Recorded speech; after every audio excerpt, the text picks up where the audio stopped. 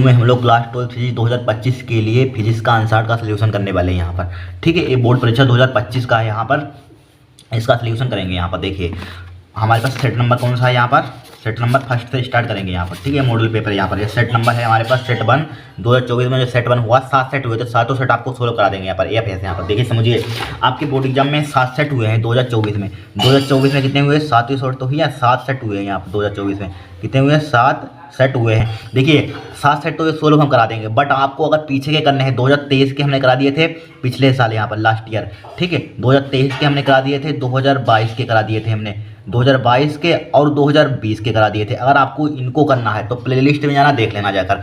देखिए एक साल के पहली साल के हो जाएंगे, दूसरी साल के हो जाएंगे, तीसरी साल के हो जाएंगे, चौथी साल। अगर चारों साल के कर दिए तो आपके 70 कुछ पढ़ने की जरूरत नहीं है, आपको इन्हीं को तैयार कर लेना। 70 में 70 नंबर आपके पक्के हो जाएंगे यहाँ पर फिजिक्स में यहाँ पर। ठीक है, ध्यान रखना यहाँ पर 2023 के, 20 के, 22 के, 2024 में बहुत क्वेश्चन फंसे थे, ध्यान रखना। इनको कर लेंगे बोर्ड परीक्षा 2025 में, इन्हीं में से आपके आ जाएंगे सब क्वेश्चन, ऑल क्वेश्चन इन्हीं में से अंधार से आ जाएंगे। पूरी दोनों किताब आपकी इसी में कवर हो जाएंगी, 4 सालों के सेट में ही यहाँ पर। ठीक है, जितने डेरिवेशन इसी में सब आ जाएंगे, जितनी डेफिनेशन इतनी है, जितने न्यूमेरिकल हैं वो भी सब इसी में कवर हो जाएंगे। अगर करने हैं तो कर लेना, प्लेलिस्ट में जाकर कर लेना। आज से 2024 का सेट नंबर 1 स्टार्ट करेंगे यहाँ पर। ठीक है, 2024 सेट 1 एक एक क्वेश्चन कॉपी में नोट करना, इन्हीं में से सब टकराएंगे, ध्यान रखना। देखिए हमारे पास पहला क्या है, इसी टाइप से पेपर आएगा। प्रारंभ के 15 मिनट परीक्षार्थियों को प्रश्न पत्र पढ़ने के लिए निर्धारित है यहाँ पर। यही सब डिटेल लिखी हुई है, क्या पढ़ना है यहाँ, सभी प्रश्न अनिवार्य है। छोड़िए इसको देखिए यहाँ पर। पहला खंड आ में दिया गया पहला क्वेश्चन यहाँ पर। देखिए ई गतिज ऊर्जा, गतिज जो इंग्लिश में क्या कहते हैं, काइनेटिक एनर्जी। ठीक है, एक कण लुईस डी ब्रोगली तरंगदैर्घ्य होता है। लुईस यानी कि गतिज ऊर्जा, और आपको लुईस डी ब्रोगली तरंगदैर्घ्य में आपको रिलेशन बताना है यहाँ पर। ये दिए गए समझ आपको रिलेशन फाइंड करना है यहाँ पर। देखिए ऐसे तो बता नहीं सकते हैं, आपको सिंप्लीफाई करना होगा। देखिए आपने एक फार्मूला पढ़ा होगा यहाँ पर। देखिए खंड आ हम सोल्व कर रहे हैं यहाँ पर। कौन सा सोल्व कर रहे हैं, खंड आ। दिख रहा है आपको, सही है, दिख रहा होगा आपको। देखिए खंड आ, ध्यानपूर्वक देखना। ठीक है, खंड आ हम सोल्व कर रहे हैं हम लोग। देखिए हमारे पास क्वेश्चन है यहाँ पर, ई गतिज ऊर्जा काइनेटिक एनर्जी दी गई तथा एक कण लुईस डी ब्रोगली तरंगदैर्घ्य। लुईस डी ब्रोगली तरंगदैर्घ्य क्या होती है, लेमडा बराबर, जैसे डी ब्रोगली तरंगदैर्घ्य लेमडा बराबर क्या होती है, H/P होता है फार्मूला। ठीक है, बट हमें यहाँ पर देखिए, यहाँ पर लेमडा तो दिया गया है यहाँ पर। देखिए हर जगह यहाँ पर लेमडा होगा, इन्होंने आई कैसे बना दिया, लेमडा होगा। देखिए लेमडा यहाँ पर दिया है, यहाँ पर भी दिया, यहाँ पर दिया, बट हमें यहाँ पर क्या हटाना है, यहाँ पर H भी दिया है, बट हमें यहाँ पर 2me यहाँ पर भी आ रहा, me यहाँ पर आ रहा है, यानी 2me लाना है एक प्रकार का। तो me कहाँ से लाएंगे यहाँ पर, आपने क्लास 11 तो थोड़ी सी भी फिजिक्स पढ़ी होगी। क्या होगी, थोड़ी सी भी फिजिक्स पढ़ी होगी। काइनेटिक एनर्जी का फॉर्मूला क्या होता है, K बराबर, काइनेटिक एनर्जी का फॉर्मूला क्या होता है, 1/2 mv²। देखिए आपने पढ़ा होगा रिलेशन, वैसे भी आपको याद होगा, आपने ड्राइव किया होगा क्लास 11 में रिलेशन, काइनेटिक एनर्जी और संवेग में संबंध। नहीं किया तो देख लीजिए यहाँ पर। इसमें एक जुगाड़ हम अपना सकते हैं, काइनेटिक एनर्जी और मोमेंटम में अपने रिलेशन ड्राइव को कैसे करते हैं ड्राइव। देखिए इसको हम लिख सकते हैं, किस टाइप से लिख सकते हैं यहाँ पर देखिए, अगर हम यहाँ पर यम की मल्टीप्लाई करते हैं, यहाँ पर यम की कर दिए मल्टीप्लाई, यम की मल्टीप्लाई कर दीजिए, यम से डिवाइड कर दीजिए, कोई दिक्कत तो नहीं होगी। तो 1/2 हो जाएगा, यहाँ पर हो जाएगा यम की मल्टीप्लाई करेंगे क्या हो जाएगा, m² हो जाएगा, b² हो जाएगा, अपॉन 2m इसके साथ लिखिए, 2 के साथ लिखिए, कोई दिक्कत नहीं होगी। अब देखिए K बराबर, यहाँ पर K बराबर 1/2m हो जाएगा। देखिए MB है तो इसको लिख सकते हैं MB का पूरे पर स्क्वायर लगा दीजिए, यहाँ पर लगा दिया, पूरे पर स्क्वायर लगा दिया। ठीक है, अब देखिए 2m की इधर मल्टीप्लाई कर दिया, 2mk हो जाएगा यहाँ पर। देखिए काइनेटिक एनर्जी इन्होंने किस में रिप्रेजेंट की है, यहाँ पर इन्होंने काइनेटिक एनर्जी यहाँ पर ई से रिप्रेजेंट की है, यहाँ पर ई से लिखी, यहाँ पर बता दिया ई गति जो आपने क्लास 11 में के से रिप्रेजेंट किया होगा, तो ई के यहाँ पर के लिख लीजिए, चाहे ई लिख लीजिए, जो कहा जाए। अगर बाई चांस यहाँ पर के कहा जाता तो के लिख लेते, बट यहाँ पर इन्होंने ई कहा है तो के की जगह पर ई लिख लीजिए यहाँ पर। ठीक है, के की जगह पर क्या लिख लेंगे आप, ई लिख लेंगे, यहाँ पर लिख लिया, ई लिख लिया। अब देखिए मोमेंटम यानी कि संवेग P बराबर क्या होता है, mv, तो इसकी जगह पर क्या लिख सकते हैं, P लिखते हैं, p² हो जाएगा, यहाँ पर हो जाएगा कि नहीं हो जाएगा। तो P का मान निकाल लीजिए, यहाँ पर P का मान क्या आ जाएगा हमारे पास, 2me आ जाएगा। P का मान क्या आया, √2me, इस पर स्क्वायर हटाएं, इस पर आ गया यहाँ पर। अब देखिए P की जगह पर √2me यहाँ पर पुट कर दीजिए, कहाँ पर पुट कर दिए, यहाँ पर पुट कर दीजिए। तो लेमडा बराबर क्या हो जाएगा, H/2me आ गया, अंडर आ गया। यही तो रिलेशन कहीं दिया होगा, देखिए ये रिलेशन होता है यहाँ पर। ठीक है, याद करना चाहते हैं याद कर लेना, बट इस टाइप से निकाल, लेमडा बराबर H/√2me। देखिए ऑप्शन नंबर पहला ही मिल गया यहाँ पर। कितना सिंपल है क्वेश्चन, कोई कठिन क्वेश्चन है बताइए। ठीक है। देखिए कुछ नहीं किया, आपको सिर्फ फार्मूला दिया ना करना है। अब डायरेक्टली आपको याद होगा, वैसे भी संवेग और गतिज ऊर्जा में संबंध रिलेशन आपने आपको याद होगा, क्लास 11 में फिजिक्स पढ़ के आएंगे। नहीं याद है तो इस टाइप से ड्राइव करते हैं यहाँ पर। ठीक है, हो गया। अब देखिए नेक्स्ट क्वेश्चन यहाँ पर, देखिए बहुत इंपॉर्टेंट। देखिए यदि इलेक्ट्रॉन का अनुगमन वेग BD तथा विद्युत क्षेत्र की तीव्रता E हो तो निम्नलिखित में कौन सा संबंध ओम के नियम का पालन करते हैं, हमेशा ध्यान रखना। BD डायरेक्टली प्रोपोर्शनल होता है E के, यहाँ पर क्या होता है E के, यानी कि इलेक्ट्रिक फील्ड के, यानी कि विद्युत क्षेत्र की तीव्रता के यहाँ पर। ठीक है,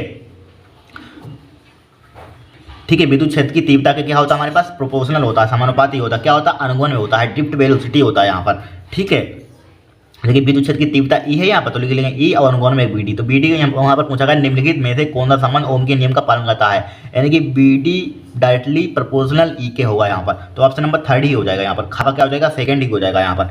ठीक है, फिर देखिए यहाँ पर, देखिए प्रकीर्णित एल्फा का पथ, एल्फा कण का पथ होता है, हमेशा ध्यान रखना, वृत्ताकार होता है, दीर्घवृत्ताकार होता है, परवलयाकार होता है, अतिपरवलयाकार होता है। देखिए हमेशा ध्यान रखना, अतिपरवलयाकार होता है, इसके होता है अतिपरवलयाकार होता है, ध्यान रखना यहाँ पर, धनावेश के कारण यहाँ पर। ठीक है, फिर देखिए यहाँ पर उत्तल लेंस की फोकस दूरी अधिकतम है, हमेशा ध्यान रखना, लाल रंग के लिए उत्तल लेंस की फोकस दूरी अधिकतम होती है। एक बार और आंसर में पूछा गया था, 2019 या 2020 में क्वेश्चन आया था यहाँ पर, फिर आया 2024 में यहाँ पर। ये भी क्वेश्चन पहले आ चुका है आंसर में, ध्यान रखना, आंसर में फिर आया था, ये भी आंसर में आ चुका क्वेश्चन। ठीक है, उत्तल लेंस की ये भी आ चुका है, बहुत सब रिपीट होते हैं क्वेश्चन भाई। फिर देखिए उत्तल लेंस की फोकस दूरी अधिकतम है यहाँ पर, अधिकतम बतानी है यहाँ पर, क्या बतानी है हमें, अधिकतम। तो थर्ड इसका होगा, लाल प्रकाश के लिए अब सबसे ज़्यादा होती है, ध्यान रखना। ठीक है, फिर देखिए यदि प्रत्यावर्ती धारा परिपथ में केवल धारित्र हो, ठीक है, धारित्र हो तो परिपथ में व्यय होगी, परिपथ में व्यय शक्ति होगी, यहाँ पर निकालना। तो P शक्ति 0 होती है, मालूम होगा। प्रत्यावर्ती धारा परिपथ में केवल संधारित्र हो, धारित्र हो, संधारित्र लिखा, धारित्र हो तो परिपथ में वही, तो परिपथ में शक्ति क्या होगी यहाँ पर, 0 होगी, P बराबर क्या होगी। क्वेश्चन यहाँ पर, क्वेश्चन नंबर 4 में बोला गया, दो बिंदु आवेशों को वायु में एक निश्चित दूरी पर रखने पर उनके बीच 80 न्यूटन का बल कार्य करता है। इन्हीं आवेशों को एक परावैद्युत माध्यम में उतनी ही दूरी पर रखा जाता है तो इन पर 8 न्यूटन का बल कार्य करता है। इन माध्यम का परावेशरंग होगा। देखिए कूलम का नियम आपको सिर्फ यहाँ पर मालूम होना चाहिए। देखिए कूलम का नियम क्या होता है, चार, क्वेश्चन नंबर क्या है, चार। कूलम का नियम क्या होता है हमारे पास, कूलम का नियम होता है F बराबर 1/4 pi epsilon naught Q1 Q2 upon R square, यही तो कूलम का होता है। बट यहाँ पर एक परावर्तनांक भी ले लेते हैं यहाँ पर। निर्वात अथवा वायु के लिए के का मान क्या होता है, 1 होता है, मालूम होगा। अब देखिए प्रथम शर्त में उन्होंने क्या बोला है, देखिए दो बिंदु आवेशों को वायु में के का मान क्या ले लेंगे, 1 ले लेंगे, के का मान क्या ले लेंगे, 1 ले लेंगे यहाँ पर। ठीक है, निश्चित दूरी पर रखने पर उसमें उनके बीच 80 न्यूटन का बल लगता है। ठीक है, तो इसमें देखिए F का मान कितना दिया है, 80, तो यहाँ पर क्या हो जाएगा, यहाँ पर F का मान कितना दिया, 80, चाहे यहाँ पर लिख लीजिए F का मान दिया है हमें 80 न्यूटन दिया है यहाँ पर, 80 न्यूटन। तो F का मान दिया, इसके नीचे यहाँ पर पुट कर दीजिए ये वैल्यू, क्या हो जाएगी, 1/4 पाई इप्सिलॉन नॉट, के का मान 1 पुट करेंगे यहाँ पर तो 1 ही हो जाएगा, हटा छोड़िए 1 की मल्टीप्लाई कोई फर्क नहीं पड़ेगा। ठीक है, Q1 Q2 upon R square बराबर क्या दिया है, 80 दिया है। इसको डाल दीजिए समीकरण 2। फिर क्या बोला गया इन्होंने, फिर देखिए बोला गया है, इन्हीं आवेशों को एक परावैद्युत माध्यम में उतनी ही दूरी पर रखा जाता है तो इन पर 8 न्यूटन का बल कार्य करता है।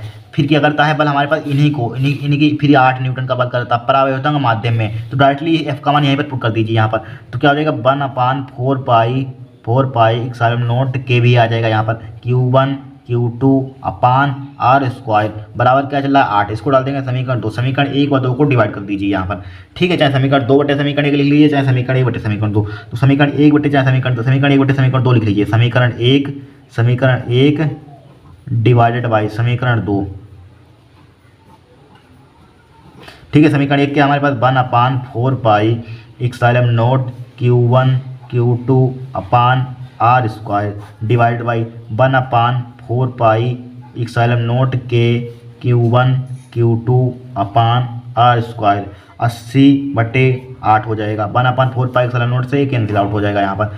ठीक है, अब Q1 Q2 से Q1 Q2 कैंसिल, R से R कैंसिल आउट हो जाएगा यहाँ पर। कट जाएगा कि नहीं कट जाएगा, तो क्या बचेगा, 1 बचेगा यहाँ पर, फिर 1/के यहाँ पर बचेगा बराबर क्या बचेगा, 8 दशामलव 80 10 बचेगा यहाँ पर। तो 1 मल्टीप्लाई के ऊपर पहुँच जाएगा, 1 नीचे आ जाएगा बराबर क्या आ जाएगा, 10 आ जाएगा। तो के का मान हमारे पास क्या आ जाएगा यहाँ पर, के का मान कितना आ जाएगा, 10 आ जाएगा। के का मान कितना आ जाएगा, के का मान हमारे पास 10 आ जाएगा। ये क्या हुआ हमारा 10 आंसर होगा यहाँ पर। देखिए कहीं दिया हुआ 10 दिया हुआ, के का मान क्या हो जाएगा हमारे पास, 10 हो जाएगा यहाँ पर। कोई दिक्कत आपको होगी, कुछ नहीं होगी, वो कितना सिंपल क्वेश्चन था यहाँ पर। ठीक है, हो गया क्वेश्चन। अब देखिए नेक्स्ट क्वेश्चन देखेंगे यहाँ पर। ऑब्जेक्टिव हमारे पास कितने थे, 1 2 3 4 5 6 थे ऑब्जेक्टिव, 6 ऑब्जेक्टिव हमने सोल्व कर लिए यहाँ पर। ठीक है, अब देखिए नेक्स्ट क्वेश्चन यहाँ पर। नेक्स्ट क्वेश्चन बोला गया यहाँ पर, देखिए देखिए क्या बोला है इसमें, लेंस की वायु में फोकस दूरी एवं लेंस को द्रव में डुबोने पर उसकी फोकस दूरी का अनुपात ज्ञात कीजिए यहाँ पर। ठीक है, लेंस में वायु में फोकस दूरी एवं लेंस को द्रव में डुबोने पर उसकी फोकस दूरी का अनुपात ज्ञात कीजिए। वेरी सिंपल, देखिए निकालेंगे यहाँ पर 1 नंबर का क्वेश्चन है यहाँ पर। ठीक है, खंड बा पर आ गए यहाँ पर, सेक्शन बी पर आ गए यहाँ पर, खंड बा। ठीक है, खंड बा पर हम आ गए यहाँ पर।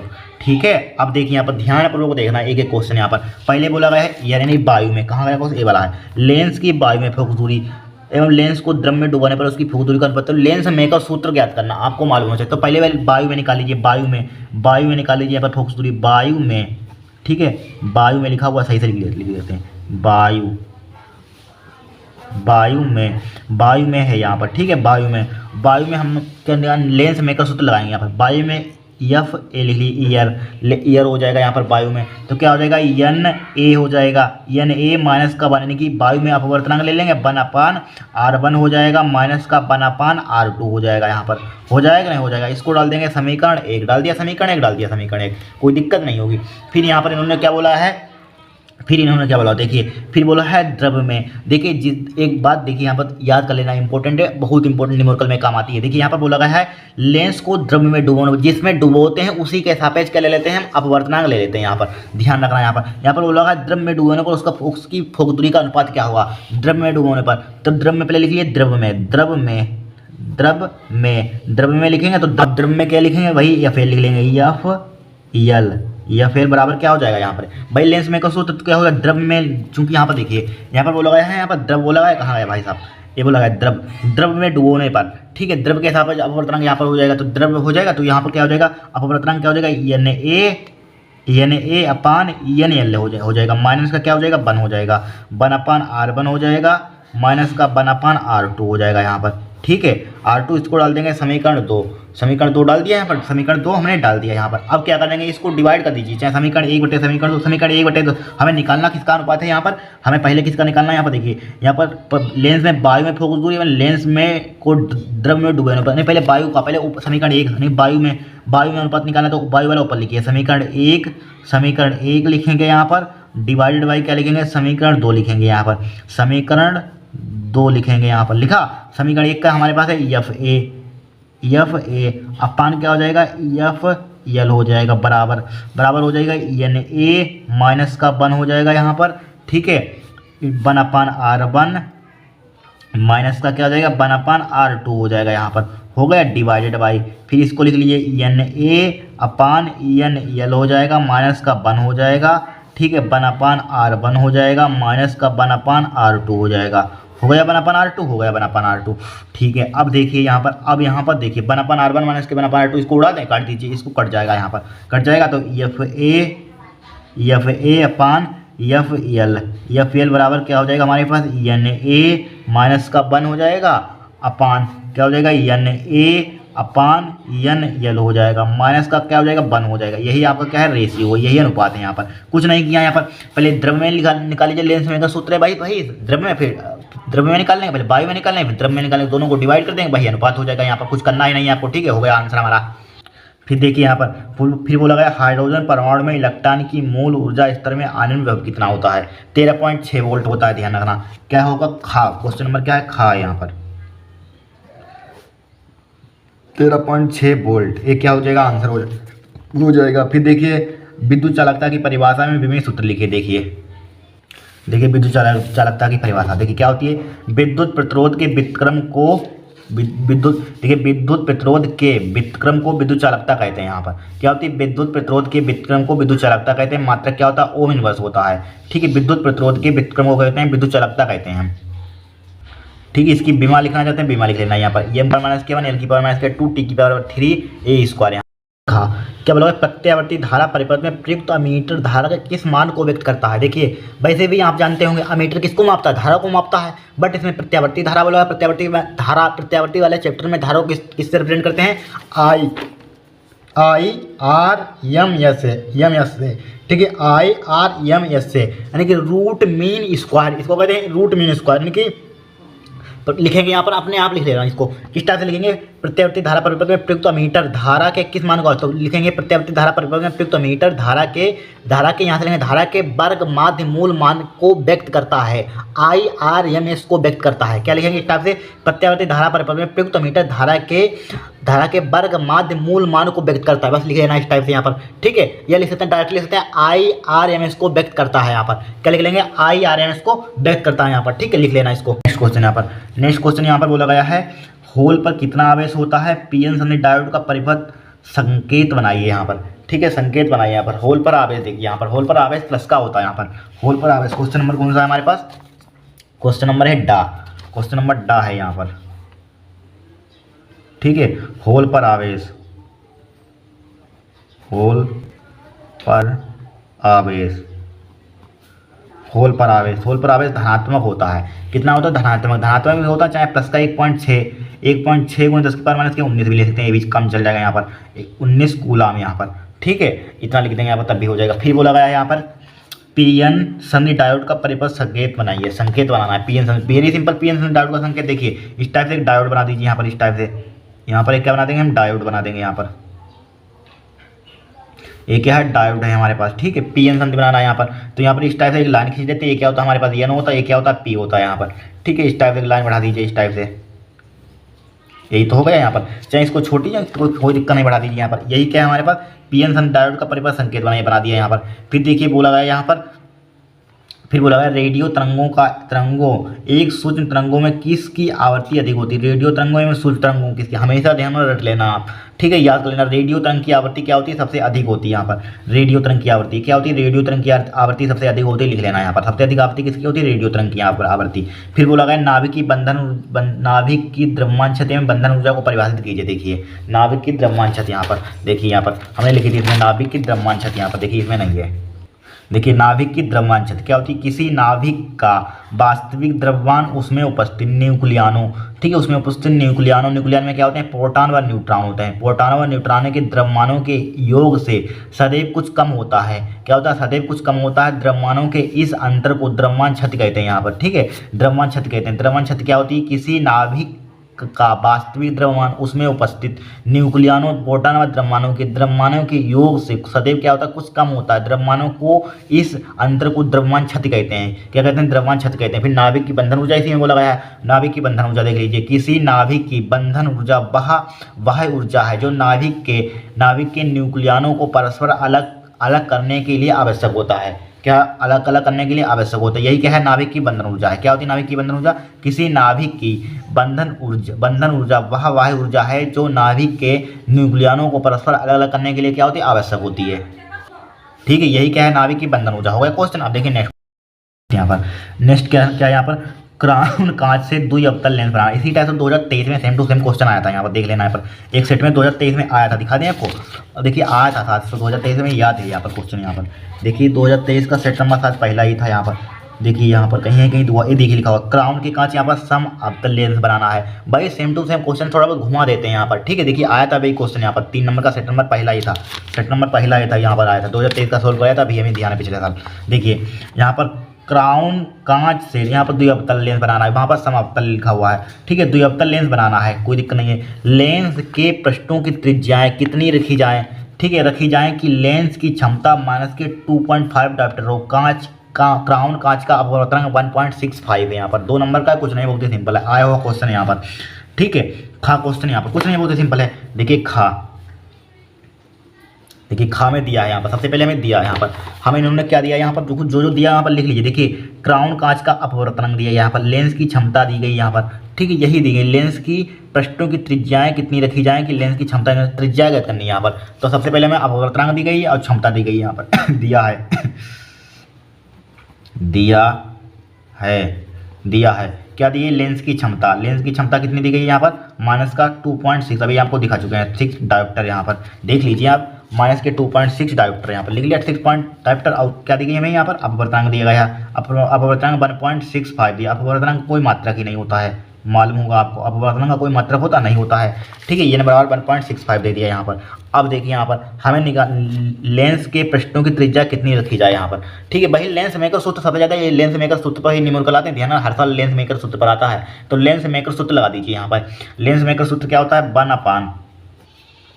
1/F बराबर होता है n माइनस का 1/R1 माइनस का 1/R2। यही तो लेंस के मेकर सूत्र होता है, यही होता है लेंस मेकर सूत्र यहाँ पर, ठीक है। 1/F क्या था, n माइनस के 1/R1 माइनस के 1/R2, ठीक है। अब देखिए सबसे पहले हमें यहाँ पर चाहिए फोकस दूरी। यहाँ पर कहीं फोकस दूरी मालूम है, नहीं मालूम। ये सूत्र है हमारे पास, क्या है, फार्मूला है लेंस मेकर सूत्र। लेकिन बट यहाँ पर हमें यहाँ पर फोकस दूरी नहीं मालूम, तो फोकस दूरी किस टाइप से निकालें, यहीं पर निकाल दे फोकस दूरी, यहाँ पर निकाल देते हैं। यहाँ पर यही इधर ही निकाल दे। देखिए फोकस दूरी पी एफ बराबर क्या होता है हमारे, पी बराबर 1/F, एफ बराबर लिख लीजिए, एफ बराबर होता है हमारे पास 1/P, यही तो फार्मूला होता है, ठीक है। एफ बराबर क्या होता है, 1/P होता है यहाँ पर।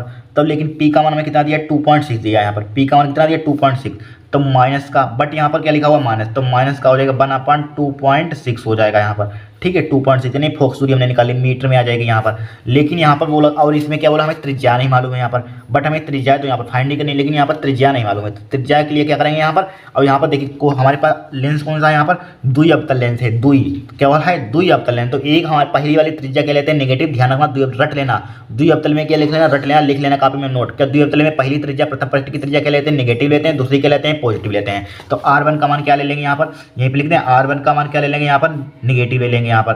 R2 का मान क्या ले लेंगे यहाँ पर, R2 का मान क्या ले लेंगे, पॉजिटिव ले लेंगे, प्लस का R ले लेंगे यहाँ पर, ठीक है। कोई दिक्कत नहीं होगी। अब वैल्यू पुट कर दीजिए, आपका आंसर आ जाएगा। देखिए 1/F का मान कितना निकाला, F का मान कितना निकाला हमने, F का मान हमारे पास है माइनस का 1/2.6 है यहाँ पर, 2.6 है यहाँ पर है। लेकिन इसको हमें लिख लीजिए चाहे, देखिए 1/F का मान कितना है, माइनस के 1/2.6 है यहाँ पर, 2.6 है, बराबर का साइन लगाइए, n माइनस का 1, n का अपवर्तन कितना दिया है, 1.65, कितना दिया है 1.65 माइनस का 1 हो जाएगा यहाँ पर, 1 ब्रैकेट क्लोज कर दिए, 1/R1 का मान कितना है यहाँ पर, R है, माइनस का R है, किसका है, माइनस का R है, माइनस का R2 का मान कितना है यहाँ पर, प्लस का R है, 1/R हो जाएगा यहाँ पर, हो जाएगा कि नहीं हो जाएगा यहाँ पर। अब देखिए ये कहाँ पहुँचे, इसको 1 गुणा, ठीक है, ऊपर पहुँच जाएगा माइनस के 2.6 यहाँ पर उल्टा हो जाएगा, बराबर क्या हो जाएगा 1.65 में से 1 घटाएंगे कितना बचेगा यहाँ पर 0.65 बचेगा, 0.65 बचा यहाँ पर, चाहे ब्रेकेट लगा दीजिए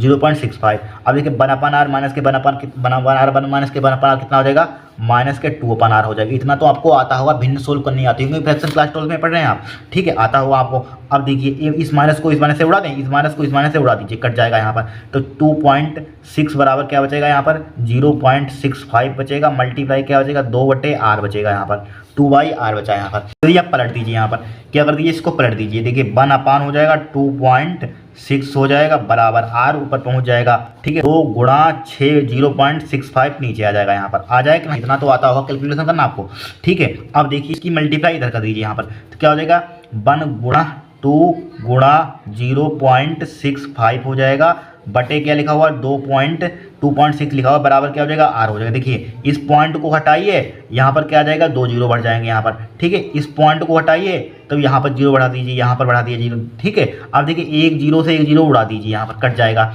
ठीक है। और 2 से इसको उड़ा दीजिए, 13 हो जाएगा यहाँ पर, 13 से इसको उड़ा दीजिए, 13 5 65 हो जाएगा यहाँ पर, 13 5 कितना हो जाएगा 65 हो जाएगा यहाँ पर, ठीक है, 13 5 65 हो जाएगा यहाँ पर।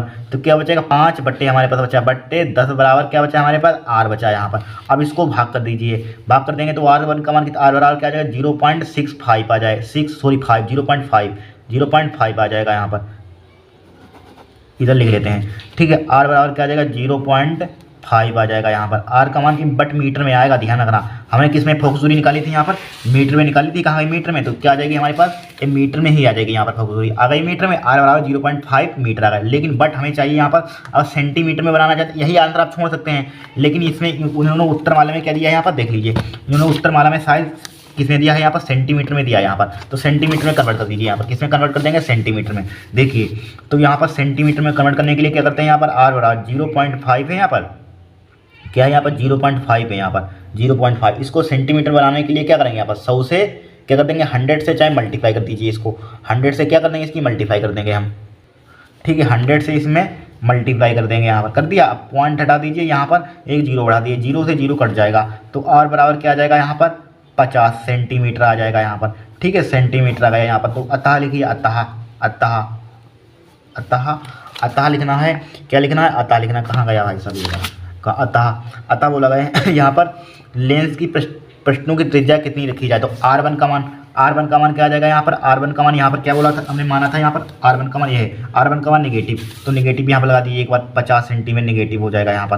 R2 का मान क्या हो जाएगा, R2 का मान के बाद पॉजिटिव माना तो 50 सेंटीमीटर प्लस का हो जाएगा, यही क्या हो जाएगा आपके आंसर हो जाएगा यहाँ पर। कठिन क्वेश्चन है कोई, कुछ नहीं है, बहुत ही सिंपल क्वेश्चन यहाँ पर, ठीक है। अब देखिए नेक्स्ट क्वेश्चन यहाँ पर, नेक्स्ट क्वेश्चन बोला पीएन संधि डायोड के अग्र अभिनत स्थिति में इसके प्रचलन को समझिए। देखिए देखते हैं इसको, अग्र अभिनत क्या होता है, जब पीएन संधि डायोड के पी टाइप क्रिस्टल को बाह्य बैटरी के धन सिरे से, जो पी टाइप का क्रिस्टल होता है उसको बाह्य बैटरी के धन सिरे धनात्मक सिरे से, ठीक है एन टाइप क्रिस्टल को बैटरी के ऋण सिरे से, एन टाइप को किससे जोड़ते हैं, नेगेटिव से ऋणात्मक सिरे से, ठीक है ऋणात्मक सिरे से जोड़ते हैं, तो यह संधि अग्र अभिनत कहलाती है, यही संधि क्या कहलाती है, अग्र अभिनत कहलाती है यहाँ पर, ठीक है। इस दशा में पीएन संधि डायोड में, ठीक है पी क्षेत्र से एन क्षेत्र की ओर बाह्य विद्युत क्षेत्र, ठीक है पी क्षेत्र से, देखिए इस दशा में पीएन संधि डायोड में पी क्षेत्र से एन क्षेत्र की ओर एक बाह्य विद्युत क्षेत्र स्थापित हो जाता है, ये बोल सकते हैं उत्पन्न हो जाता है यहाँ पर, ठीक है। यह क्षेत्र आंतरिक विद्युत क्षेत्र से कई अधिक शक्तिशाली होता है, कई अधिक क्या होता है, शक्तिशाली होता है। इस प्रकार संधि डायोड में विद्युत क्षेत्र के कारण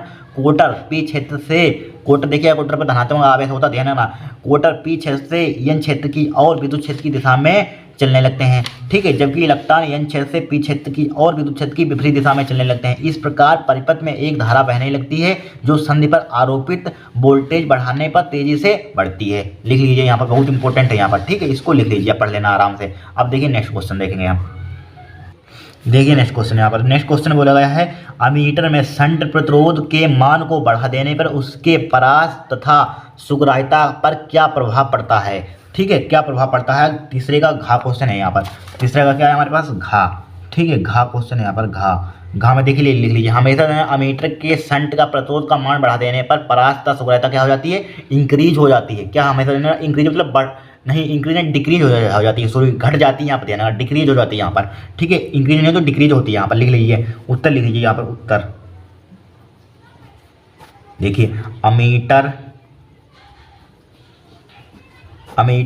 और क्या है इसमें, अमीटर के शंट बोला गया, अमीटर में शंट प्रतिरोध के मान बढ़ा देने पर उसकी परास तथा सुग्राह्यता पर क्या प्रभाव पड़ेगा।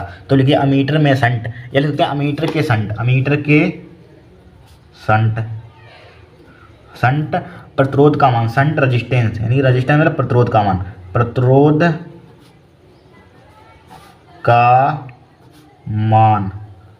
का मान बढ़ा देने पर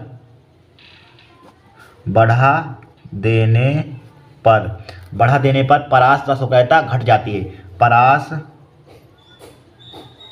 तथा सुग्राह्यता, क्या बोला, परास तथा सुग्राह्यता क्या हो जाती है, डिक्रीज हो जाती है, घट जाती है, ठीक है। होगा क्वेश्चन, क्या अमीटर में शंट प्रतिरोध का मान बढ़ा देने पर परास तथा सुग्राह्यता घट जाती है, यही बोला गया यहाँ पर, परास तथा सुग्राह्यता क्या हो जाती है, घट जाती है यहाँ पर, ठीक है, क्या हो जाती है, घट जाती है, ठीक है, सुग्राह्यता क्या हो जाती है, घट जाती है। अब देखिए यहाँ पर खंडता में बोला गया है यदि कांच के एक पतले फिल्म को जल में डुबो दे, पहले खंडता देखिए क्या है, खंडता,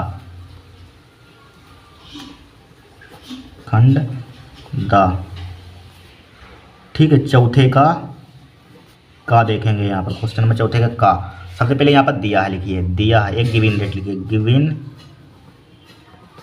डेट, ठीक है, दिया है कि क्या दिया है यहाँ पर, देखिए सबसे पहले उन्होंने क्या क्वेश्चन देखिए पड़ी, यदि कांच के एक पतले प्रिज्म को जल में डुबो दें तो सिद्ध कीजिए कि प्रिज्म द्वारा उत्पन्न न्यूनतम विचलन वायु के सापेक्ष एक चौथे रह जाएगा यहाँ पर, वायु के सापेक्ष न्यूनतम विचलन कोण, ठीक है, वैसे प्रिज्म द्वारा उत्पन्न न्यूनतम विचलन कोण उसका एक चौथे रह जाएगा। सबसे पहले हमें दिया है, क्या दिया है, वायु के सापेक्ष कांच का अपवर्तनांक दिया है, जल का अपवर्तनांक दिया है यहाँ पर, वायु के सापेक्ष कांच का अपवर्तनांक कितना दिया है, 3/2 दिया है यहाँ पर, ठीक है। और क्या दिया है यहाँ पर, वायु के सापेक्ष जल का अपवर्तनांक, जल का अपवर्तनांक कितना दिया है, 4/3 दिया है यहाँ पर, ठीक है। इतना हमें इन्होंने दे दिया, हमें टू प्रूव करना है, टू प्रूव डेट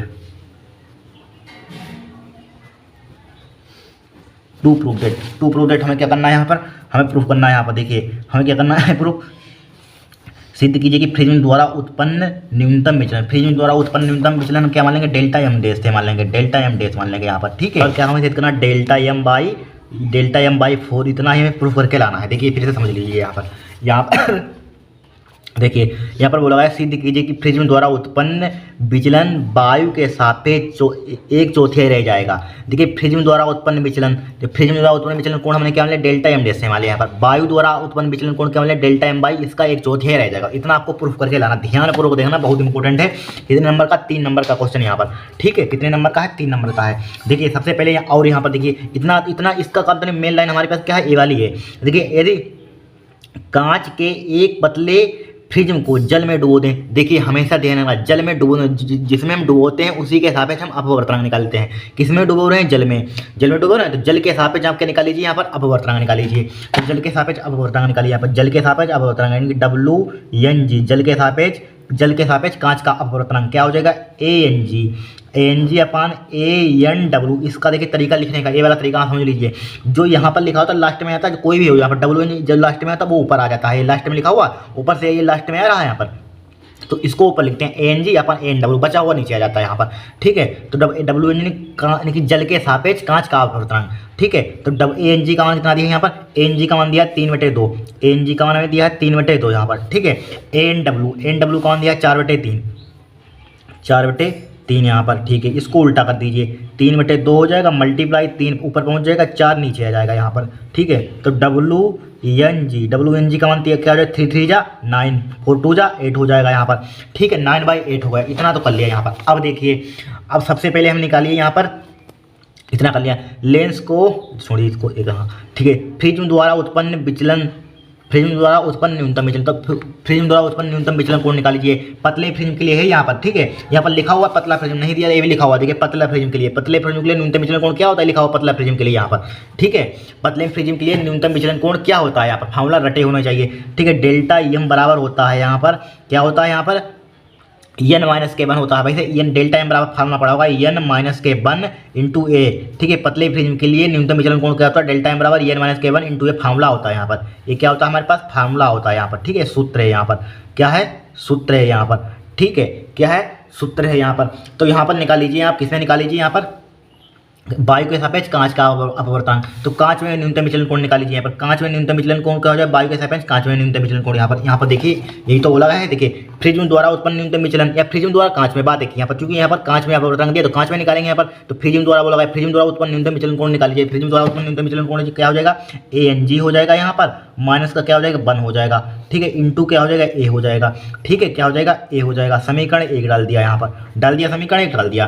फिर इसी टाइप से आप निकाल लीजिए, किसमें, इसी टाइप से निकाल लीजिए आप वायु में, ठीक है। बोला गया यहाँ पर नहीं, यहाँ पर बोला गया है, ठीक है, वायु के सापेक्ष 1/4 रहेगा, तो वायु के सापेक्ष 1/4 रह जाएगा यहाँ पर। तो कांच में निकाल, इसमें निकाल लीजिए यहाँ पर, कांच के सापेक्ष, मतलब कि कांच के सापेक्ष बोला गया, यदि कांच के एक पतले फ्रिज को जल में डुबो दें तो जल के सापेक्ष यहाँ पर निकालना होगा, जल में डुबोना। सिद्ध कीजिए फ्रिज द्वारा उत्पन्न न्यूनतम विचलन कोण वायु के सापेक्ष 1/4 रह जाएगा। तो डेल्टा एम, तो यही फार्मूला लगाए, डेल्टा एम डैश हो जाएगा यहाँ पर, डेल्टा एम डैश बराबर क्या हो जाएगा, यहाँ पर कांच के सापेक्ष, जल के सापेक्ष कांच का अपवर्तनांक लेंगे WNG, क्योंकि दो ही हमें अपवर्तनांक दिए, दोनों का यूज करना है। एक बार डेल्टा एम ले लीजिए, एक बार डेल्टा एम डैश ले लीजिए यहाँ पर, इंटू A हो जाएगा यहाँ पर, समीकरण 2 हो जाएगा यहाँ पर, डाल देंगे समीकरण 2 यहाँ पर, डाल देंगे नहीं, डेल्टा एम डैश बराबर। अब देखिए यहाँ पर हमें प्रूफ क्या करना है, यहाँ पर यही तो करना है यहाँ पर, यानी कि सिद्ध कीजिए कि फ्रिज द्वारा उत्पन्न विचलन वायु के सापेक्ष 1/4 है। थोड़ा सा अटपटा क्वेश्चन है बट है सिंपल यहाँ पर। तो डेल्टा एम डैश बराबर क्या हो जाएगा, WNG माइनस के बारे इंटू A हो जाएगा यहाँ पर, हो जाएगा कि नहीं हो जाएगा यहाँ पर। इसको समीकरण 2 डाल देंगे यहाँ पर, डाल दिया समीकरण 2। अब क्या करेंगे, समीकरण 2 बटा समीकरण 1 को भाग कर दीजिए, समीकरण 2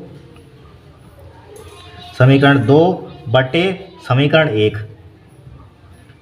समीकरण 2 बटे समीकरण 1। समीकरण 2 हमारे पास क्या है, डेल्टा यम डैश अपन क्या हो जाएगा डेल्टा यम हो जाएगा। ठीक है, बराबर क्या हो जाएगा डेल्टा यम डैश का मान कितना दिया है डब्लू एन जी दिया है, माइनस का क्या हो जाएगा वन हो जाएगा, अपन क्या हो जाएगा डब्लू इंटू ए भी है ए एन जी हो जाएगा, माइनस का क्या हो जाएगा वन हो जाएगा, इंटू क्या हो जाएगा ए हो जाएगा, ए से ए उड़ा दीजिए, काट दीजिए यहाँ पर डेल्टा यम डैश अपान क्या हो जाएगा डेल्टा यम हो जाएगा बराबर डब्ल्यू एन जी का मान कितना दिया है यहाँ पर डब्ल्यू एन जी का मान 9/8 निकाला, डब्ल्यू एन जी का मान कितना निकाला 9/8 निकाला, माइनस का वन हो जाएगा, अपान क्या हो जाएगा ए एन जी का मान ए एन जी का मान कितना दिया है ए एन जी का मान कहा 3/2 है, ए एन जी का मान है 3/2, ए एन जी का मान कितना है 3/2 है, माइनस का क्या हो जाएगा 1 हो जाएगा यहाँ पर। ठीक है, इसका एलसीएम ले लीजिए, इसका एलसीएम क्या आ जाएगा 8 आ जाएगा, 9 माइनस का 8 हो जाएगा यहाँ पर डिवाइड बाई इसका लासा क्या आ जाएगा 3 माइनस के 2 हो जाएगा बटे 2 हो जाएगा यहाँ पर। ठीक है, बटे 2 हो जाएगा, तो डेल्टा यम डैश अपान डेल्टा यम बराबर क्या हो जाएगा यहाँ पर देखिए 9 में से 1 गया कितना बचेगा, 9 में से 8 गया कितना बचेगा 1/8 हो जाएगा यहाँ पर। ठीक है, मल्टीप्लाई 3 में से 2 गया कितना बचेगा 1 बचेगा, 1/2 हो जाएगा यहाँ पर, बराबर क्या हो जाएगा 1/8 हो जाएगा, मल्टीप्लाई 2 पर पहुँच जाएगा 1 नीचे आ जाएगा यहाँ पर, 2 से 2 उड़ा दे 2 चक्कू 8 हो जाएगा, तो डेल्टा यम डैश बराबर क्या हो जाएगा यहाँ पर 1/4 हो जाएगा। अब डेल्टा यम 1/4 इधर बचेगा, अब डेल्टा यम क्यों मल्टीप्लाई कर दीजिए चाहे रुक जाइए, अब कन्फ्यूजन हो रहा है, डेल्टा यम हो जाएगा। ठीक है, अब तो डेल्टा यम डैश बराबर क्या हो जाएगा डेल्टा यम क्यों मल्टीप्लाई करिए डेल्टा यम अपान 4, यही तो प्रूफ करके लाना था यहाँ पर, यही लाना था प्रूफ करके यहाँ पर। ठीक है, ठीक है, पहले क्या गया हमने वायु में निकाली, समझ लीजिए पहले किस में निकालिए वायु के सापेक्ष निकाले, तो वायु में निकालिए यहाँ पर, चाहे लिख लीजिए अगर आपको कन्फ्यूजन हो रहा है, वायु में निकालिए यहाँ पर वायु में, फिर जल में डुबोने पर निकालिए यहाँ पर जल में डुबोने पर क्या किस में जल में डुबोने पर निकालिए यहाँ पर, किस में निकालिए जल में डुबोने पर डुबोने पर। ठीक है, जल में डुबोने पर अब बताएंगे डेल्टा एम डैश हो जाएगा, अपवर्तनांक बदल जाएगा बराबर डब्ल्यू एन जी, जल में डुबोने पर तो जल वाला पहले अपवर्तनांक आएगा, वायु में आएगा यहाँ पर समीकरण, इसे डेल्टा एम डैश से समीकरण 2 एक को डिवाइड कीजिए, यही आपको प्रूवमेंट आ जाएगा, यही प्रूफ करना था यहाँ पर। देख लिया डेल्टा एम डैश बराबर डेल्टा एम बाई 4 हो गया, आ गया यहाँ पर। ठीक है, चल लिख दीजिए हैंस प्रूव्ड यहाँ पर, हैंस प्रूव्ड। ठीक है, हैंस प्रूव्ड हो गया यहाँ पर, इतनी सिद्धम। अब देखिए नेक्स्ट क्वेश्चन देखेंगे यहाँ पर हम, देखिए नेक्स्ट क्वेश्चन बोला गया है विस्थापन धारा की सार्थकता को की विवेचना कीजिए, इसके और चलन धारा के विस्थापन धारा चलन धारा के बीच के अंतर कितना ज्ञात कीजिए। देखिए विस्थापन धारा, देखिए आप क्या समझते हैं यहाँ पर, देखिए यहाँ पर क्या है, यहाँ पर इसका सूत्र भी लिख लेना, यहाँ पर इसका सूत्र लिख लीजिए, समय के साथ परिवर्ती विद्युत क्षेत्र के कारण उत्पन्न धारा को विस्थापन धारा कहते हैं। यहाँ पर क्या होती है, समय के साथ परिवर्ती विद्युत क्षेत्र के कारण उत्पन्न धारा को विस्थापन धारा कहते हैं। ठीक है, होते समय के साथ परिवर्ती विद्युत क्षेत्र के कारण उत्पन्न धारा को विस्थापन धारा कहते हैं। ठीक है, लिख लेना यहाँ पर। और क्या बोला गया यहाँ पर बोला गया है यहाँ पर यानी कि चालन धारा के बीच का अंतर ज्ञात कीजिए। देखिए इसमें लिख लीजिए कालांतर, देखिए विस्थापन धारा और चलन धारा के धारा समान कला में हो तो लिख लीजिए यहाँ पर, क्या लिख लीजिए विस्थापन धारा कालांतर यानी कि विस्थापन डिस्प्लेसमेंट करंट विस्थापन धारा और चालन धारा समान कला में होते हैं। विस्थापन धारा और चालन धारा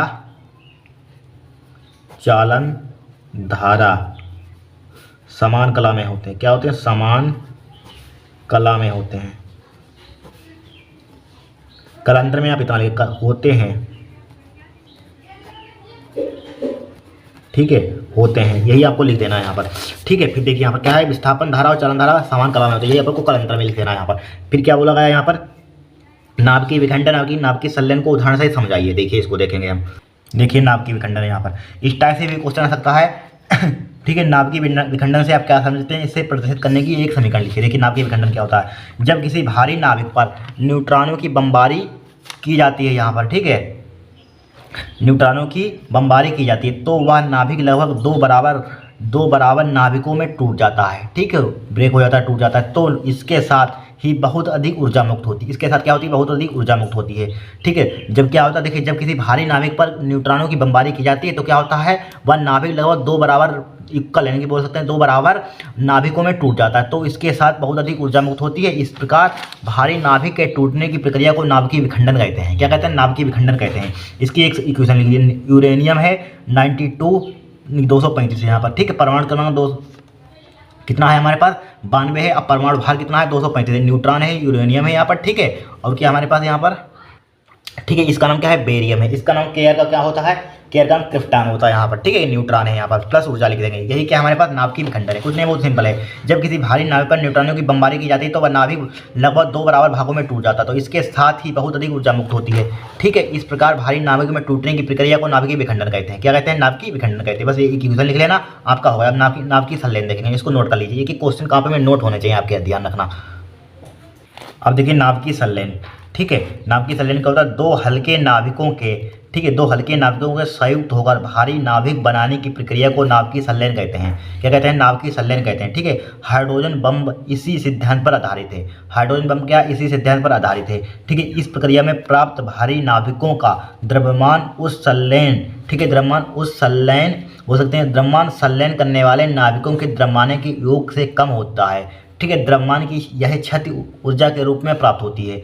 ठीक है, ऊर्जा के रूप में क्या होती है, प्राप्त होती है। यहाँ पर देखिए क्या है, कुछ नहीं, देखिए क्या होता है, सिंपल भाषा में दो हल्के नाभिक होंगे, दो हल्के नाभिकों के संयुक्त होगा, दो हल्के नाभिकों मतलब जुड़कर एक भारी नाभिक बनाएंगे, बड़ा नाभिक बनाएंगे। यही प्रक्रिया क्या है, नाभिकीय संलयन। यही क्या, यही प्रोसेस होता है, यही क्या है, नाभिकीय संलयन है यहाँ पर। ठीक है, हाइड्रोजन बम क्या है, इसी सिद्धांत पर आधारित है यहाँ पर। ठीक है, इस प्रकार इसी प्रक्रिया में प्राप्त भारी नाभिकों का द्रव्यमान संलयन करने वाले नाभिकों के द्रव्यमान के योग से कम होता है। द्रव्यमान की यह क्षति क्या कहा जाती है, ऊर्जा के रूप में प्राप्त होती है। यहाँ पर एक क्या है, हमारे पास ड्यूटेरियम है, यानी कि 1H2। यहाँ पर एक क्या है, एक क्या है, ड्यूटेरियम है। एक क्या है हमारे पास, यहाँ पर क्या है, यहाँ पर, ठीक है, वही है ड्यूटेरियम यहाँ पर। ठीक है, ये क्या है, ट्राइटेरियम। 3 लगा तो ट्राइटेरियम हो जाएगा यहाँ पर। ये क्या है, हाइड्रोजन है, ये 4 मेगा इलेक्ट्रॉन वोल्ट ऊर्जा है यहाँ पर। ठीक है, ट्राइटेरियम पुनः ड्यूटेरियम से मिलकर हीलियम नाभिक निर्माण करता है। ये ट्राइटेरियम होता है ये वाला, और पुनः यानी आगे दोबारा ड्यूटेरियम से मिलकर हीलियम नाभिक का निर्माण करता है, नहीं बनता है यहाँ पर। देखिए 1H3 यानी क्या है, ट्राइटेरियम है, और क्या है, ड्यूटेरियम है। इसको मिलेंगे तो हीलियम नाभिक का निर्माण होगा यहाँ पर। ठीक है, एक न्यूट्रॉन हो जाएगा यहाँ पर। 17.6 मेगा इलेक्ट्रॉन वोल्ट हमारे पास एनर्जी निकल जाएगी यहाँ पर। नेक्स्ट क्वेश्चन क्या है हमारे पास, देखिए प्लास्टिक के गोली पी जिसका द्रव्यमान 3.2 × 10⁻⁻15 किलोग्राम है, दो क्षैतिज समांतर में अवशिष्ट प्लेटों के बीच स्थिर अवस्था में संतुलित है। यहाँ पर संतुलित पानी गिर गया है, कुछ नहीं है, संतुलित लिखा हुआ है, संतुलित यहाँ पर। ठीक है, संतुलित यहाँ पर मिटाकर यहाँ पर लिख देते हैं, संतुलित लिखा हुआ। क्या लिखा हुआ है यहाँ पर, संतुलित,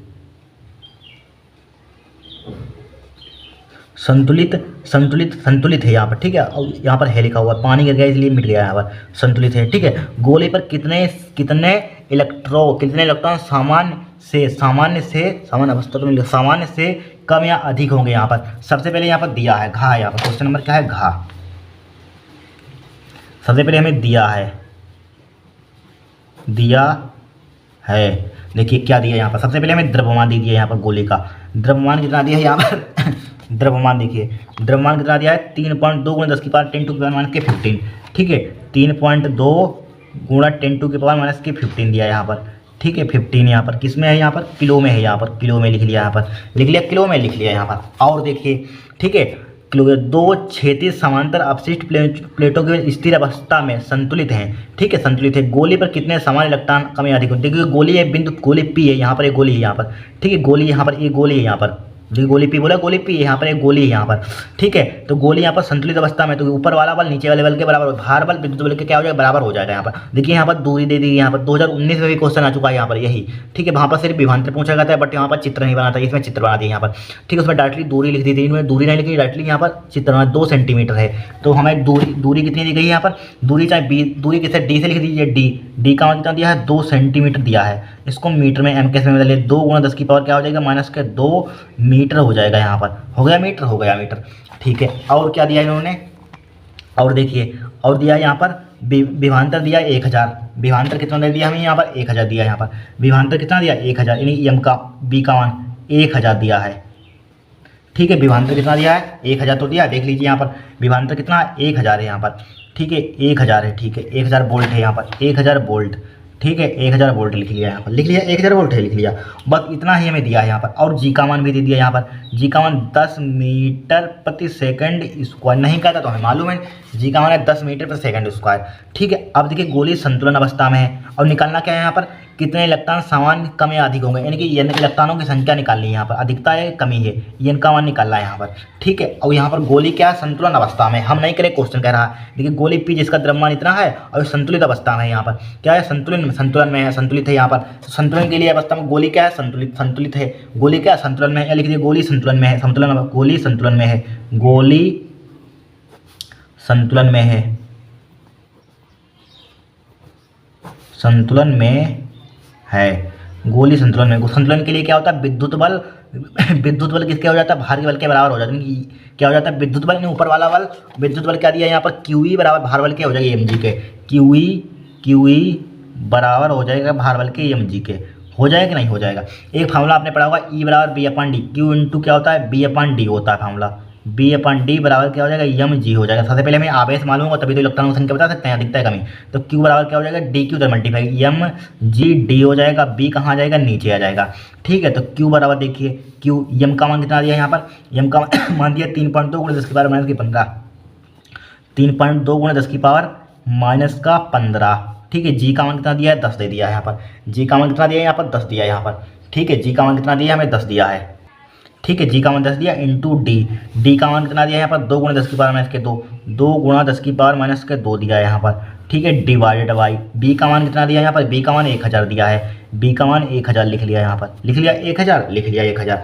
अब देखिए इस पॉइंट को हटाइए, यहाँ पर एक और जीरो बढ़ा दीजिए, बढ़ गया। और एक जीरो से एक जीरो इसको उड़ा दीजिए, कट जाएगा यहाँ पर, कट जाएगा। क्यू बराबर क्या हो जाएगा, 32 दूना कितना हो जाएगा, 64 हो जाएगा यहाँ पर, 64 हो जाएगा। मल्टीप्लाई 10⁻15 तो कितना हो जाएगा, 17 हो जाएगा, 10⁻⁻17 हो जाएगा यहाँ पर, 10⁻⁻17 हो जाएगा। डिवाइडेड बाई क्या लिखा हुआ, 1000, 1000 का मतलब क्या होता है, 10⁻3 होता है। ठीक है, तो क्यू बराबर क्या हो जाएगा हमारे पास, 64 गुणा 10⁻⁻17, और 10⁻3 को ऊपर ले जाएंगे, इसका हो जाएगा -3 हो जाएगा। ठीक है, 64 गुणा 17 और 3 कितना होता है, 10⁻⁻20 हो जाएगा यहाँ पर, 10⁻⁻20, 17 3 कितना होता है, 20 हो जाएगा, 10⁻⁻20 हो गया यहाँ पर। ठीक है, अब सबसे पहले एक फार्मूला हम जानते हैं, एक चूँकि हमारे पास फार्मूला होता है Q बराबर NE। ठीक है, हमें N का मान निकाला, N बराबर क्या हो जाएगा, Q/E हो जाएगा। E क्या होता है, इलेक्ट्रॉन पर आवेश होता है। N बराबर क्या हो जाएगा, Q का मान दिया है 64 गुणा कितना दिया है, 10⁻⁻20 दे दिया है यहाँ पर, डिवाइड बाई इलेक्ट्रॉन पर आवेश कितना होता है, 1.6 × 10⁻⁻19 होता है। ठीक है, 1.6 × 10⁻�19 होता है, यही तो इलेक्ट्रॉन पर आवेश होता है, यही होता है यहाँ पर। ठीक है, अब देखिए यहाँ पर, अब यहाँ पर 1.6 × 10⁻⁻16, 16 × 32, 16 × 48, 16 × 64 तो कटेगा नहीं यहाँ पर, 16 से कट जाएगा यहाँ पर। ठीक है, 16 से कट जाएगा, 16 × 32, 16 × 48, 16 × 64। ठीक है, देखिए इसको लिखने का तरीका देखिए, इसको हम लिख सकते हैं। देखिए हम अगर सपोज डेट, देखिए इस पॉइंट सपोज डेट यहाँ पर होगा, इधर लाना चाहते हैं, आपने विज्ञान सकेतन छोटी क्लास में पढ़ा होगा सार्थक में, पॉइंट इधर लाना चाहते हैं, विज्ञान सकेतन में इसको कन्वर्ट करना चाहते हैं, पॉइंट इधर होगा, यहाँ पर लाना चाहते हैं, तो 6.4 हो जाएगा यहाँ पर, 6.4 हो जाएगा। मल्टीप्लाई इधर लाते हैं तो पावर क्या होती है, जुड़ती है, इसमें जोड़ देंगे। ठीक है, तो 10 की पावर क्या बचेगा, -19 बचेगा, काट दीजिए। और नीचे क्या लिखा हुआ हमारे पास, 1.6 लिखा हुआ, 10⁻⁻19 लिखा हुआ है, लिखा हुआ कि नहीं लिखा हुआ। अब देखिए 10⁻⁻19 से कैंसिल आउट हो जाएगा, इस पॉइंट से पॉइंट कैंसिल आउट हो जाएगा, बराबर क्या बचेगा, 64/16 बचेगा, 16 दूनी 32, 16 48, 16 से कुछ 64 हो जाएगा। तो n का मान हमारे पास क्या आ जाएगा, 4 आ जाएगा n का मान। ठीक है, क्योंकि हमारे पास n की इलेक्ट्रॉनों की संख्या क्या है, पॉजिटिव आई। जब प्लस का होती है, देखिए प्लस वाला हमेशा देता है, देने वाला क्या होता है यहाँ पर, धनी होता है, लेने वाला रेडी होता है यहाँ पर। लेकिन यहाँ पर हमेशा ध्यान रखना, जब प्लस की आती है तो इलेक्ट्रॉनों की कमी होती है यहाँ पर। ठीक है, इलेक्ट्रॉनों की कमी आती है, प्लस जब भी प्लस आए तो इलेक्ट्रॉनों की कमी है, जब भी ऋणात्मक आए तो इलेक्ट्रॉनों की अधिकता होती है, ये ध्यान रखना। तो इलेक्ट्रॉनों की क्या है, कमी है, प्लस का आए तो क्या होता है, इलेक्ट्रॉनों की कमी, इलेक्ट्रॉनों की कमी है, इलेक्ट्रॉनों की कमी है। बस हो गया क्वेश्चन, 3 नंबर का था, हो गया यहाँ पर। इस टाइप के क्वेश्चन को सोल्व करना, कठिन क्वेश्चन है जो दिया है, बस सिंप्लीफाई कीजिए क्वेश्चन। 3 नंबर का क्वेश्चन कितना सिंपल न्यूमेरिकल है, कठिन है ही नहीं यहाँ पर। अब देखिए नेक्स्ट क्वेश्चन, देखिए यहाँ पर यहाँ पर बोला गया गा क्वेश्चन। देखिए विद्युत चुम्बकीय तरंगें क्या होती हैं, इनका संचरण आरेख बनाइए। संचरण आरेख में विद्युत क्षेत्र आयाम तो चुंबकीय क्षेत्र आयाम को दिखाइए। 3 नंबर का है। देखिए विद्युत चुम्बकीय तरंग क्या होती है, देखिए जब किसी विद्युत परिपथ में, ठीक है, जब किसी विद्युत परिपथ में, ठीक है, विद्युत धारा बहुत अधिक, ठीक है, बहुत अधिक आवर्ती से बदलती है, ठीक है, बहुत अधिक आवर्ती से बदलती है, तो परिपथ से ऊर्जा तरंगों के रूप में चारों ओर प्रसारित होने लगती है, फैलने लगती है, ठीक है, होने लगती है। तो इन तरंगों को विद्युत चुम्बकीय तरंगें कहते हैं। क्या होती हैं, जब किसी विद्युत परिपथ में विद्युत धारा बहुत अधिक, ठीक है, बहुत अधिक आवर्ती से बदलती है, तो परिपथ से, ठीक है, ऊर्जा तरंगों के रूप में चारों ओर प्रसारित होने लगती है। इन तरंगों को विद्युत चुम्बकीय तरंगें कहते हैं, ठीक है। विद्युत चुम्बकीय तरंगें हमने लिख दिया यहाँ पर, विद्युत चुम्बकीय तरंगें क्या। फिर इनका संचरण आरेख बनाइए। संचरण आरेख में विद्युत चुम्बकीय क्षेत्र के संचरण आरेख बना दिया यहाँ पर, ठीक है। इस टाइप से हमने संचरण, इधर क्या हमारे पास एक्स अक्ष है, ऊपर क्या है वाई अक्ष, इधर क्या है जेड अक्ष, इधर क्या है विद्युत क्षेत्र है, इधर विद्युत क्षेत्र की डायरेक्शन है, इधर चुम्बकीय क्षेत्र की दिशा है यहाँ पर, ठीक है। अब देखिए यहाँ पर इस टाइप से हमने क्या बना दिया, यहाँ पर एक फिगर बना दिया इस टाइप से यहाँ पर, ठीक है, बोला गया यहाँ पर। देखिए ये हमारे पास क्या है ऊपर वाला, ये क्या हमारा विद्युत क्षेत्र, ये क्या चुंबकीय क्षेत्र का, विद्युत क्षेत्र का आयाम है, चुंबकीय क्षेत्र का आयाम है यहाँ पर। ठीक है, क्या विद्युत क्षेत्र का आयाम, चुंबकीय क्षेत्र का आयाम है। देखिए ये वाला क्या है हमारे पास चुंबकीय क्षेत्र का, यानी कि यह इसको बोल सकते हैं यह जैविक्रिय दोलन है यहाँ पर। जैविक्रिय दोलन क्या है यहाँ पर, जैविक्रिय दोलन है यहाँ पर। ये क्या है हमारे पास जैविक्रिय दोलन है यहाँ पर। ठीक है, यानी कि जैविक्रिय दोलन चुंबकीय क्षेत्र का, जैविक्रिय दोलन किसका है हमारे पास, ये बोल सकते, हाँ ऊपर वाला बोल सकते हैं विद्युत क्षेत्र का, चुंबकीय क्षेत्र का है, विद्युत क्षेत्र का है। ये वाला हमारे पास दोलन क्या है, विद्युत क्षेत्र का जैविक्रिय दोलन है। किसका, विद्युत क्षेत्र का जैविक्रिय दोलन है यहाँ पर, विद्युत क्षेत्र के आयाम का जैविक्रिय दोलन है यहाँ पर, चुंबकीय क्षेत्र के आयाम का जैविक्रिय दोलन है यहाँ पर। ठीक है, इस टाइप से यहाँ पर एक फिगर बना लेना, इसी टाइप से यहाँ पर बस हो गया काम यहाँ पर, विद्युत क्षेत्र का चुंबकीय क्षेत्र का, इस टाइप से आपको कंपन करना है यहाँ पर। ठीक है, इस टाइप से बना लीजिए यहाँ पर। ठीक है, यही बोला गया, चित्र बना यहाँ पर, बना दिया यहाँ पर फिगर। ठीक है, आराम से बना सकते हैं यहाँ पर। ठीक है, बना दिया। 3 नंबर का था, कहाँ तक, 3 नंबर का यहाँ पर हो गया काम। अब देखिए नेक्स्ट क्वेश्चन, देखिए व्यतिकरण की परिभाषा, व्यतिकरण को परिभाषित कीजिए, संपोषी व्यतिकरण, विनाशी व्यतिकरण की दशाएं लिखिए। देखिए व्यतिकरण क्या होता है, देखिए जब समान आवर्ती की 2 प्रकाश तरंगे, ठीक है, समान आवर्ती की 2 प्रकाश तरंगे जो मूलतः एक ही प्रकाश स्रोत से आ रही हो, ठीक है, एक साथ चलती हैं, एक साथ आ रही हैं, एक साथ आएंगी तो एक साथ चलेंगी भी, एक साथ चलती हैं, तो माध्यम के कुछ बिंदुओं पर प्रकाश की तीव्रता क्या रहती है, अधिकतम से कुछ बिंदुओं पर न्यूनतम होती है। कुछ बिंदुओं पर क्या होते हैं, न्यूनतम। प्रकाश तरंगों की इस घटना को प्रकाश का व्यतिकरण कहते हैं। क्या कहते हैं, प्रकाश का व्यतिकरण कहते हैं। क्या होता है व्यतिकरण, जब समान आवृत्ति की 2 प्रकाश तरंगे जो मूलतः एक ही प्रकाश स्रोत से आ रही हो, एक साथ चलती हो, तो माध्यम के कुछ बिंदुओं पर प्रकाश की तीव्रता अधिकतम से कुछ बिंदुओं पर न्यूनतम होती है। प्रकाश तरंगों के इस घटना को प्रकाश का व्यतिकरण के संपोषी व्यतिकरण वाले स्थान पर दोनों तरंगों के बीच कलांतर शून्य, ठीक, कलांतर शून्य अथवा पाई का समगुणज मतलब सम संख्या आएंगी यहाँ पर, समगुणज, यहाँ पर पाई की गुणा होगी सम यानी कि सम संख्या के साथ। ठीक है, समगुणज मतलब कि अर्थात फाई बराबर 0, 2, 4 पर डॉट होना चाहिए, अथवा पाई इस स्थान पर दोनों तरंगों के बीच पथांतर शून्य अथवा तरंगदैर्घ्य लैम्ब्डा का पूर्ण गुणज अर्थात डेल्टा x बराबर 0, लैम्ब्डा, 2 लैम्ब्डा, 3 लैम्ब्डा होना चाहिए। यही क्या है यहाँ पर, इसकी दशा यहाँ पर संपोषी क्या होती है, संपोषी व्यतिकरण वाले स्थान पर दोनों तरंगों के बीच कलांतर शून्य अथवा पाई का समगुणज अर्थात फाई बराबर 0, 2 पाई, 4 पाई होना चाहिए, अथवा पाई इस स्थान पर दोनों तरंगों के बीच क्या, दोनों तरंगों के बीच पथांतर क्या शून्य अथवा तरंगदैर्घ्य लैम्ब्डा का पूर्ण गुणज अर्थात डेल्टा x पूर्ण गुणज यानी 0, लैम्ब्डा, 2 लैम्ब्डा, 3 लैम्ब्डा डॉट होना चाहिए। यहाँ पर लिख लीजिए इसको। अब देखिए नेक्स्ट देखेंगे हम।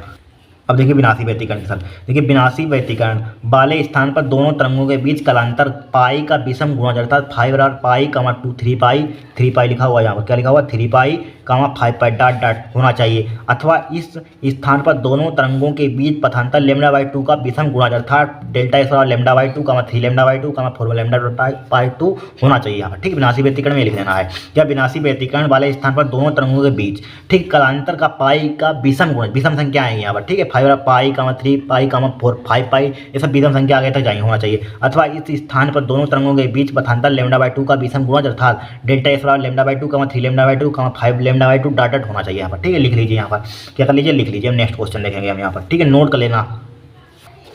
आप देखिए नेक्स्ट क्वेश्चन के क्वेश्चन नंबर हम कौन सा देखेंगे यहाँ पर खा, देखिए ऑक्सीजन का परमाणु द्रव्यमान इतना दिया, इसकी प्रतिनिधिकरण की बंधन ऊर्जा ज्ञात की, इलेक्ट्रॉन का द्रव्यमान इतना दिया, प्रोटॉन का द्रव्यमान इतना, न्यूट्रॉन का द्रव्यमान इतना दिया है। तो सबसे पहले यहाँ पर इसका परमाणु द्रव्यमान इसमें से आप घटा दीजिए, यहाँ पर 8 इलेक्ट्रॉन का द्रव्यमान, जितना परमाणु क्रमांक उतना आ जाएगा। देखिए सबसे पहले यहाँ पर परमाणु द्रव्यमान निकालिए ऑक्सीजन का, 5वें का क्या है, खा है, 5वें का खा। ठीक है, सबसे पहले ऑक्सीजन दिया गया, ऑक्सीजन 8, परमाणु संख्या, परमाणु भार दे दिया गया, यहाँ पर का द्रव्यमान निकालिए, नाभिक का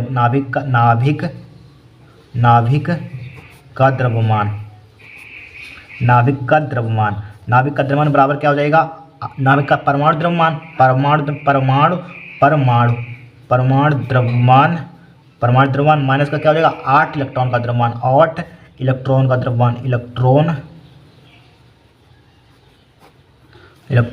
द्रव्यमान।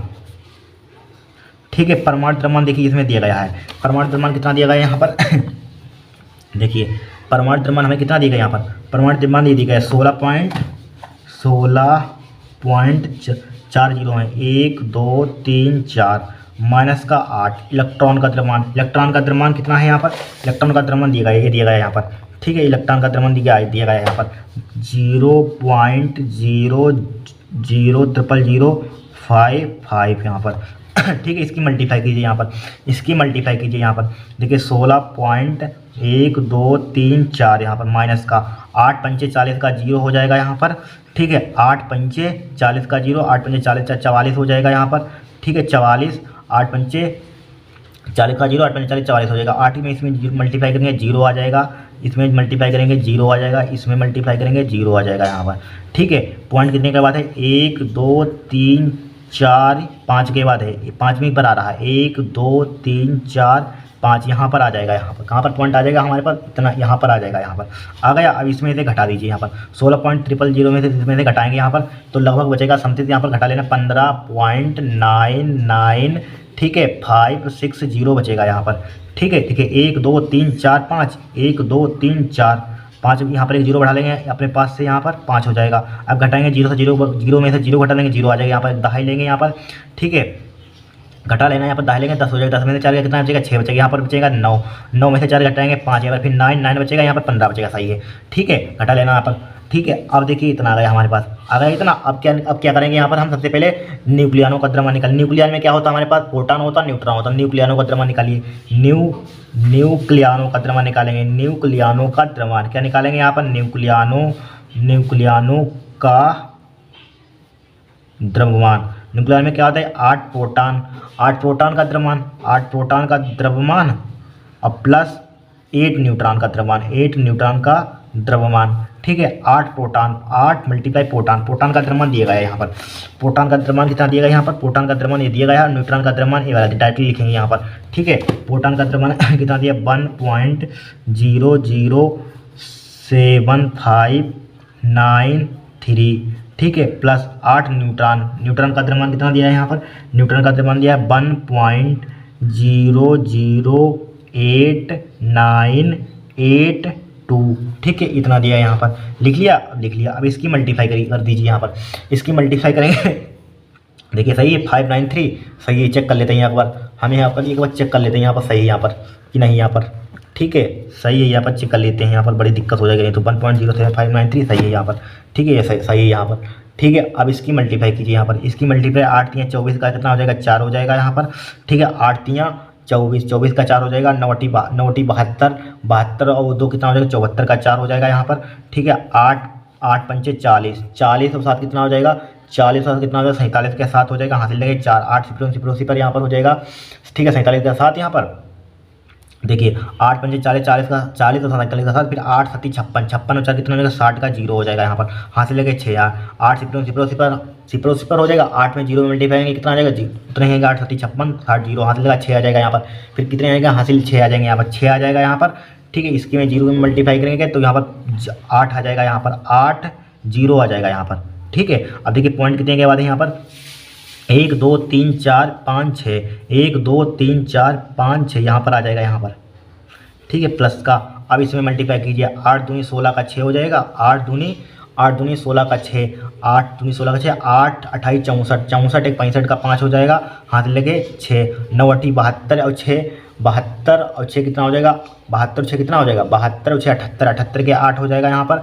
ठीक है, 72 9 72 और 6 78 का 8 हो जाएगा, फिर 78 का 8 हाथ लगे 7, 8 28 64, 64 और 7 कितना हो जाएगा, 64 और 7 71 का 1 हो जाएगा। ठीक है, 71 का 1 हाथ लगे 7, 8 28 64 और 8 28 64 हो गया, 64 71, ठीक है, 8 सिपर हासिल वाले 7 हो जाएगा, 7 हो जाएगा, फिर पॉइंट उतना ही बचेगा यहाँ पर 8.712, इतनी मल्टीप्लाई करना इतना ही जाएगा। 8 दूनी 16 का 6 हो जाएगा, हाथ लगा कितना 1, 8 28 64 एक 65 का 5 हो जाएगा, हाथ लगे कितने 6, 9 72 और 6 78 का 8 हो जाएगा, 78 का 8 हो जाएगा, 78 का 8 हासिल कितने लगेंगे 7 लगेंगे, 8 28 हो जाएगा, हासिल कितने लगेंगे यहाँ पर 61 और 7 71 का 1 हासिल लगे 7 लगेंगे, 8 सिपर और हासिल वाले 7, 8 सिपर यहाँ पर 0 आ जाएगा यहाँ पर। अब सही है यहाँ पर। ठीक है, इतना आ जाएगा यहाँ पर, मल्टीप्लाई करेंगे तो इतना ही आ जाएगा यहाँ पर। अब जोड़िए इसको। ठीक है, देखिए 6 और 4 10 का क्या हो जाएगा, 0 हो जाएगा, 6 और 4 10 का 0 हो जाएगा, 5 4 9 1 10 का 0 हो जाएगा यहाँ पर, 8 4 12, 8 7 15, 15 1 16, 15 1 16, 16 का 6 हो जाएगा यहाँ पर, 15 8 7 15 16 का 6 हो जाएगा यहाँ पर, 1 और 1 हासिल वाला 2 हो जाएगा यहाँ पर, क्या हो जाएगा यहाँ पर 6 6 आ जाएगा 6 2, इसको जोड़ेंगे 6 2 लगभग समथिंग हो जाएगा, इसको जोड़ेंगे यहाँ पर इसको, तो यहाँ पर आ जाएगा 16.13, ठीक है 13.326 इतना आ जाएगा। पॉइंट हटा, इन जीरो को हटा दीजिए यहाँ पर, 16 पॉइंट जोड़ लीजिए, इतना ही आएगा 16.1326 हो जाएगा यहाँ पर।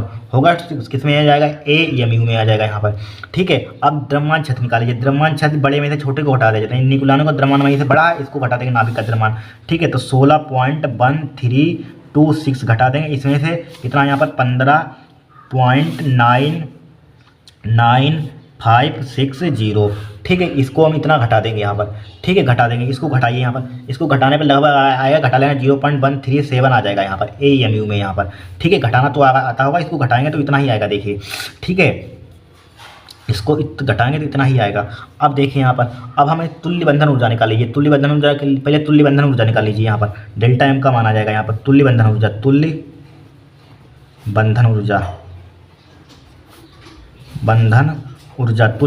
कितनी हो जाएगी हमारे पास, तुल्य बंधन ऊर्जा क्या हो जाएगी, इसमें इसकी मल्टीप्लाई 931 से कर देंगे, यहाँ पर दिया गया है, यहाँ पर एक AMU में कितना होता है, इसमें 931 से मेगा इलेक्ट्रॉन वोल्ट से कर दीजिए, कितना आ जाएगा 0.137 मल्टीप्लाई 931 हो जाएगा यहाँ पर। इसकी मल्टीप्लाई करेंगे जो भी आए यहाँ पर, जो भी आ जाएगा यहाँ पर, जितना भी आए यहाँ पर, ठीक है, जितना भी आए इसमें मल्टीप्लाई करना, जितना भी आए यहाँ पर, ठीक है। फिर क्या करेंगे आप यहाँ पर, किसमें आ जाएगा ये मेगा इलेक्ट्रॉन वोल्ट में आ जाएगा। तो आपको निकालनी है प्रति न्यूक्लियन की बंधन ऊर्जा, प्रति न्यूक्लियन,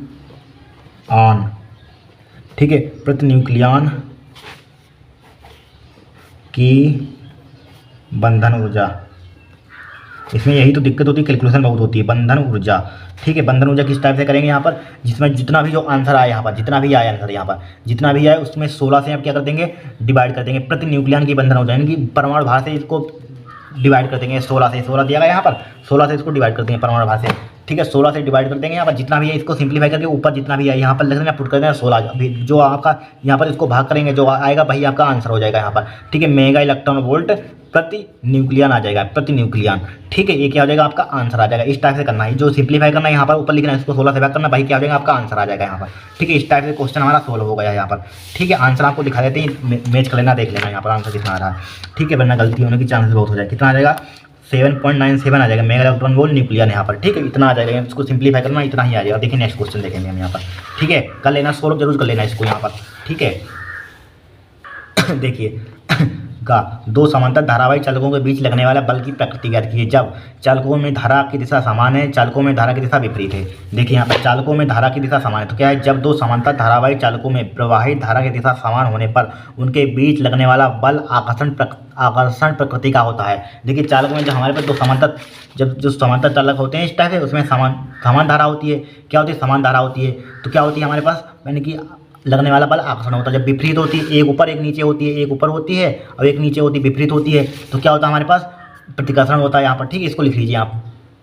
जब देखिए विपरीत चालक में धारा की दिशा विपरीत हो, तो क्या होती है, जब दो समांतर धारावाही चालकों में प्रवाहित धारा की दिशा विपरीत होने पर बल प्रतिकर्षण प्रकृति का होता है। किसका होता है, प्रतिकर्षण प्रकृति का होता है। ध्यान, जब दो समांतर धारावाही चालकों में प्रवाहित धारा की दिशा विपरीत होने पर बल प्रतिकर्षण प्रकृति का होता है यहाँ पर, ठीक है। लिख लीजिए यहाँ पर, क्या कर लीजिए, लिख लीजिए। यहाँ तक हो गया। नेक्स्ट क्लास में यहाँ से स्टार्ट करेंगे।